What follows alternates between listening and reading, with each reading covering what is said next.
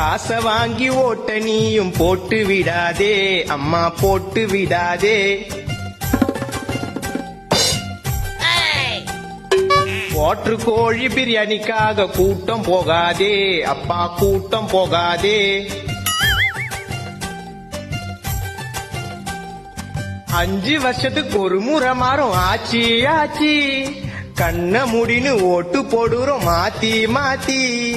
அம்மா வச்ச குழம்பு காரம் காரம், இப்படி இருந்தா நாடு எங்கப்பா மாறும். உள்ள யாருமா? ஐயா 18 வயசுக்கு மேல உள்ளவங்க உங்க குடும்பத்துல எத்தனை பேரு? ஏன் ஆபாசமா ஏதாவது காமிக்க போறீங்களா? நாங்க 3 பேர் தான். அது கொடுப்பா. ஒரு ஓட்டுக்கு 5000 தரோம். இதுல மொத்தம் 15000 இருக்கு. மறக்காம எங்களுக்கு ஓட்டு போட்டுருங்க. இது ஓட்டுக்கு காசா?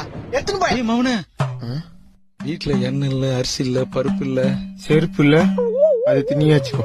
சொல்றத கையில இப்ப வர பணத்தை யாவுன்னா குடும்பத்துல கஷ்டமா இருக்குதுப்பா. கஷ்டமா இருக்குதா? கொடுங்க. கண்டிப்பா எங்க 3 பேரோட ஓட்டு உங்களுக்கு தான். நன்றி நன்றி நன்றி. வட்டமா வாங்க போலாம். டேய், ஓட்டுக்கு காசு வாங்க மாட்டேன் சொல்லி பாட்டெல்லாம் பாடிட்டு இப்படி நீயே அசிமா காசு வாங்கிட்டியடா. எதுக்குடா வாங்கின? அப்பா வீட்டுல கஷ்டம்னாரு. அதுக்கப்புறம் தான் எனக்கு ஒண்ணு புரிஞ்சுது. என்னன்னு?